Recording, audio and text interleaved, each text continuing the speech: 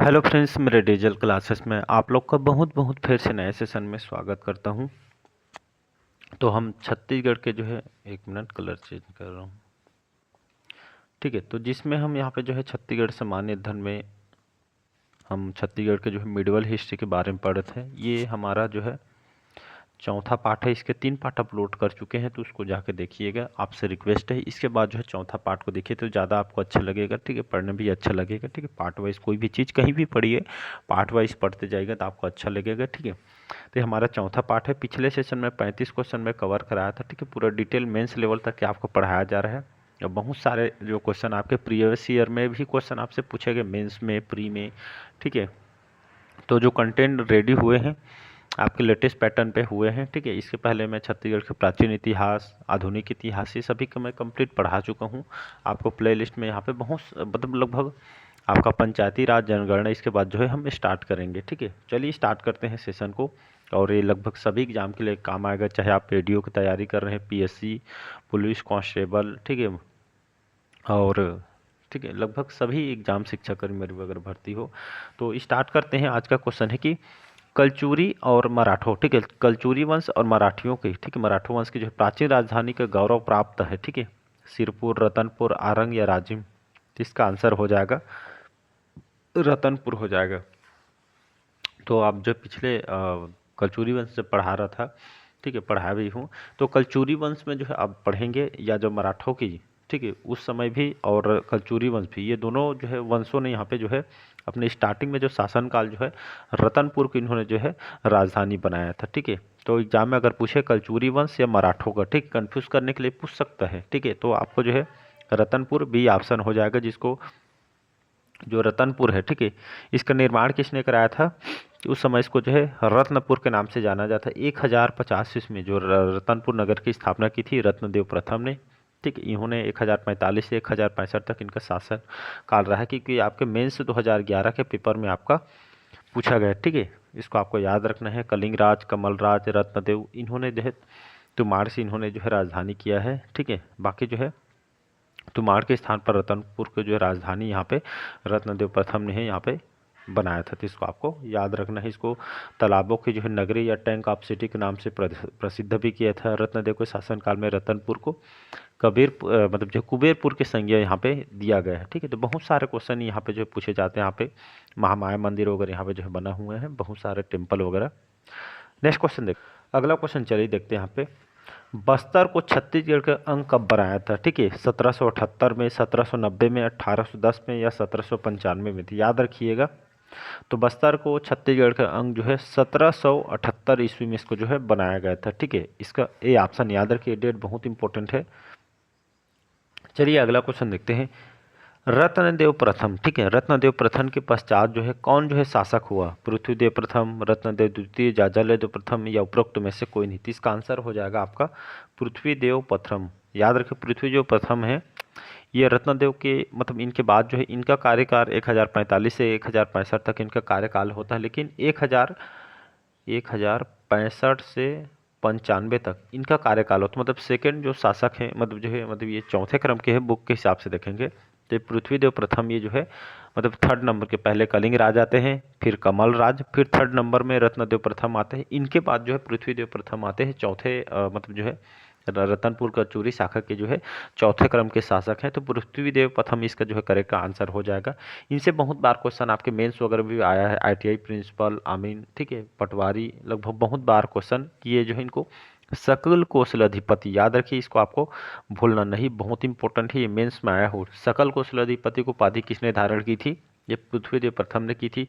और प्रचंड कौशल अधिपति की उपाधि इन्होंने ही धारण की थी। ये जानकारी कहाँ से प्राप्त होती है, तो अमोदा ताम्रपत्र। ठीक है, इसी ताम्रपत्र के अनुसार जो है लगभग 21,000, ठीक है, 21,000 गाँव के जो है ये स्वामी थे। ठीक है, और जो अन्य जो है ताम्रपत्रों में, ठीक है, जो यहाँ पे महामंडलेश्वर, महापंच महाशब्द भी इनको जो है कहा गया है।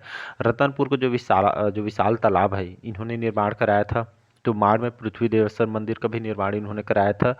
बंकेश्वर मंदिर, तुमाड़ में चलुस्किका मंदिर का भी निर्माण इन्होंने कराया था। ठीक है, पृथ्वीदेव प्रथम के द्वारा जो चित्तौड़गढ़, जो लाफागढ़ का जो किला इन्हीं के द्वारा बनवाया गया था, कोरबा में है। ठीक है, यहाँ पे तीन प्रमुख प्रवेश द्वार थे। ठीक है, इसको याद रख, जिनके नाम क्रमशः यहाँ पे बताता हूँ मैं।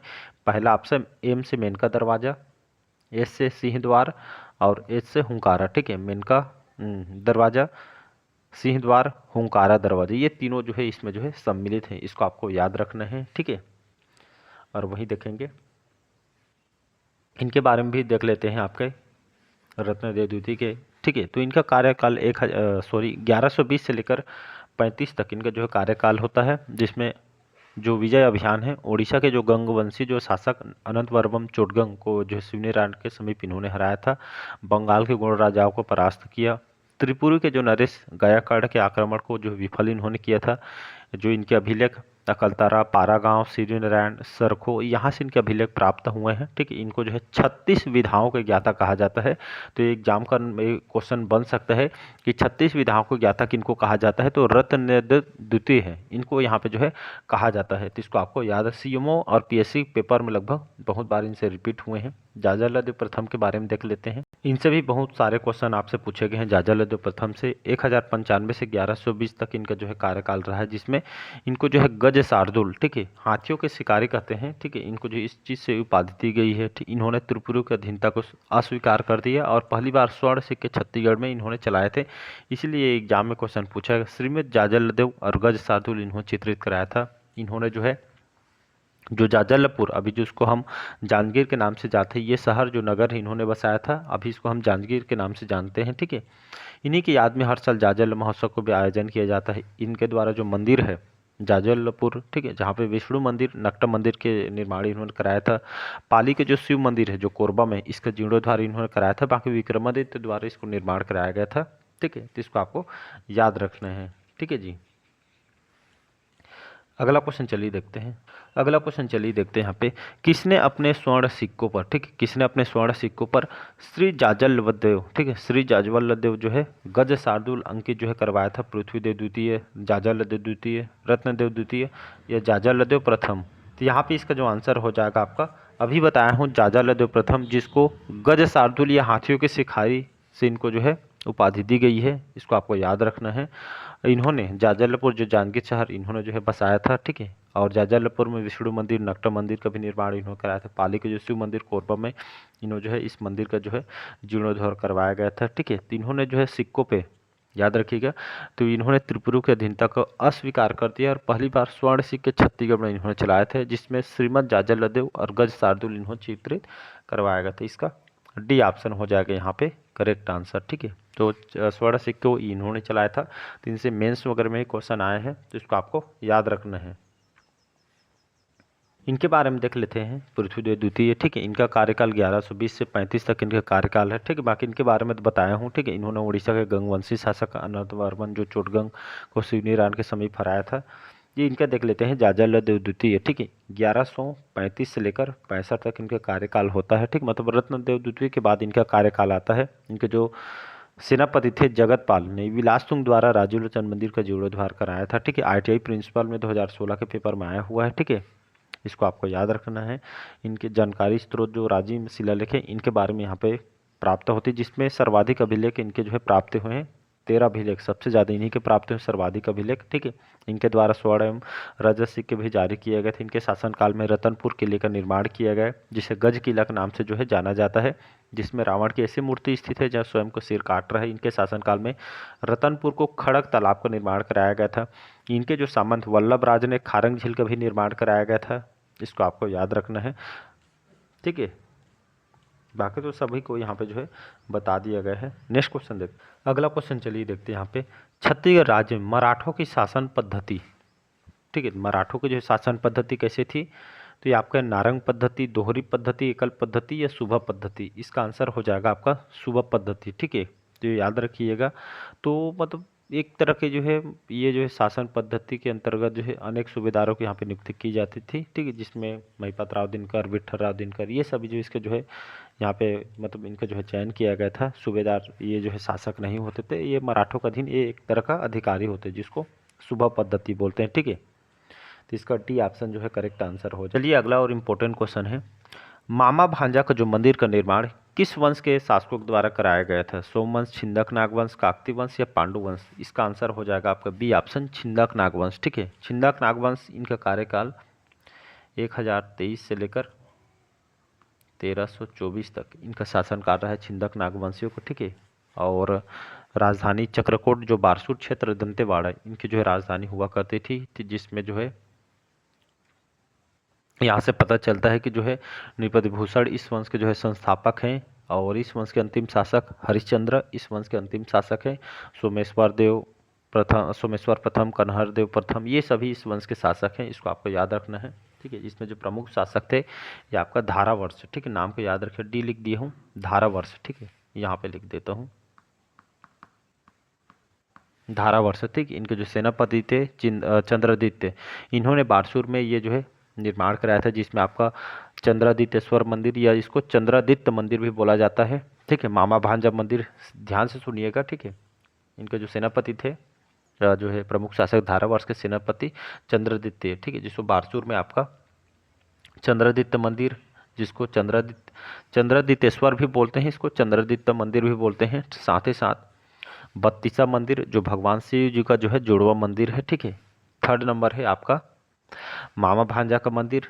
चौथा है भगवान जो विशाल गणेश जी की जो है प्रतिमा यहाँ पे बना हुआ है।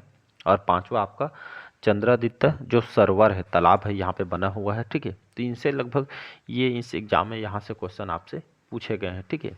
और सोमेश्वर जो प्रथम है, ठीक है, इनसे भी प्रश्न पूछे गए हैं। इस वंश के शासक हैं, छिंदक नागवंश के महाराजा अधिराज। यहाँ परम भट्टारक परम महेश्वर के उपाधि इनको दी गई है। स्वर्ण सिक्के बिलासपुर से इनके जो है प्राप्त हुए हैं, ठीक है। जिसको आपको याद रखा, सोमेश्वर देव ने जो मधुरांता को पराजित कर अपने साम्राज्य को जो है वापिस उन्हें जो है प्राप्त किया था, जिसको आपको याद रखना है।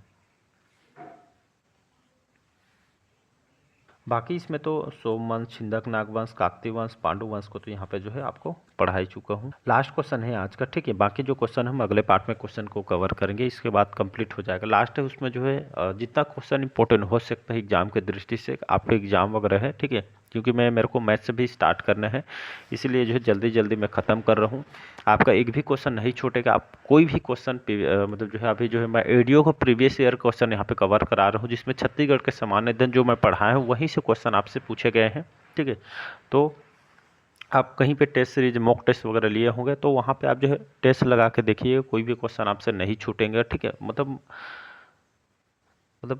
80% ठीक है आपसे सभी क्वेश्चन बनेंगे। 20% ऐसे जो क्वेश्चन होते हैं जो मिसलेसियस होते हैं, ठीक है, जो यहाँ पे जो है आपको दिक्कतें होती है, ठीक है। लेकिन 80 से 90% जो क्वेश्चन आपसे आपसे बन जाएंगे, ठीक है, आपको दिक्कत नहीं होगी। आप चाहे प्रीवियस ईयर मॉक टेस्ट से कोई भी एग्जाम का लगा सकते हैं जो मैं पढ़ाया हूँ, क्योंकि इसलिए बोल रहा हूँ जो मैं पढ़ा रहा हूँ आप खुद से एनालिसिस करके जो क्वेश्चन हमारे लिए काम है कि नहीं, फंस रहे कि नहीं, कहाँ पे दिक्कत हो रही, एक बार जाकर उसको रिवीजन करिए। रिवीजन करना कभी मत भूलिएगा, ठीक है। दिन में 2 घंटा पढ़ रहे हैं तो आपको जो है रिवीजन भी आपको जो है करनी चाहिए, ठीक है। लास्ट क्वेश्चन है कि जो भोरमदेव मंदिर का निर्माण हुआ था छिंदक नागवंश के काल में, नल वंश के काल में, फड़ी नागवंश के काल में, या कलचुरी वंश के काल में, इसका सी ऑप्शन हो जाएगा यहाँ पे कवर्धा जो फड़ी नागवंश पढ़ाया हूँ, ठीक है, 11वीं से 14वीं शताब्दी, ठीक है। यहाँ पे जो है शासन काल रहा है कवर्धा में, ठीक, शासन क्षेत्र कवर्धा। इस वंश के संस्थापक कौन है तो अहिराज, भूलना नहीं, जो फाउंडर होते उसको भूलना नहीं है। इस वंश के संस्थापक अहिराज। इसी वंश में इस वंश के जो है अंत के समय में कलचुरियों के अधीन शासन रहे हैं। तो बात करते हैं यहाँ पे जो है भोरमदेव मंदिर, ठीक है। तो ये लगभग 11वीं शताब्दी 1089, ठीक है। इसमें 11वीं शताब्दी में कवर्धा में छपरी ग्राम में भोरमदेव मंदिर का जो है निर्माण कराया गया था। भोरमदेव मंदिर यहाँ के जो है कलाकृति पर्यटन स्थल के रूप में जो है बहुत ही प्रसिद्ध हमारे छत्तीसगढ़ में, ठीक है। कला तीर्थ भी इसको जो है कही जाती है। जो गोपाल देव हैं इसी वंश के प्रमुख शासक हैं, फर्स्ट शासक हैं। तो भोरमदेव मंदिर को चंदेल वंशी खजुराहो मंदिर के समान होने के कारण छत्तीसगढ़ के इसको खजुराहो कहा जाता है। गोपाल देव के सहयोग इससे सहयोगी थे लक्ष्मण देव, ये इनको जो साथ में रहे, इनके द्वारा सहयोगी भी किए थे। भोरमदेव मंदिर जो है नागर शैली में जो है निर्मित है। कौन सी शैली? नागर शैली, ध्यान से सुनिएगा। और भोरमदेव मंदिर एक आदिवासी देवता को जो है समर्पित है। भोरमदेव मंदिर का जो निर्माण फड़ी नागवंश के काल में हुआ था, इसको आपको भूलना नहीं है, क्योंकि अभी इनसे जो है क्वेश्चन हॉस्टल वार्डन भी पूछे गए थे। आपके पीएससी में, व्यापम में बहुत सारे क्वेश्चन आपसे यहाँ पे रिपोर्ट हुए हैं, ठीक है, मतलब रिपीट हुए हैं। छिंदक नागवंश अभी जो है बताया मैंने, नल वंश भी, कलचुरी वंश, ये सभी तो यहाँ पे जो है पार्ट वाइज जितने भी हों उसको देखिए। चौथा पार्ट है, कल लास्ट पार्ट आएगा, 5वां पार्ट। इसके बाद जो है हम जनगणना पढ़ेंगे, या हम छत्तीसगढ़ के पंचायती राज पढ़ेंगे। ठीक है, इसके बाद जो है मैं मैथ्स से स्टार्ट करूँगा आपको। ठीक है, बता देता हूँ। बाकी चलिए आज का सेशन यही तक रखते हैं। कैसा लगा सेशन कमेंट करके ज़रूर बताइए। जो भी समस्या आप कमेंट बॉक्स में रख सकते हैं, और हो सके तो कोई भी एग्जाम के प्रीवियस ईयर क्वेश्चन को यहाँ पे सॉल्व करके देखिए। जो मैं पढ़ा रहा हूँ यहाँ पे फंस रहे कि नहीं, या पढ़ाएं वो काम के नहीं है, आप खुद से एनालिसिस करके देखिए। Thank you.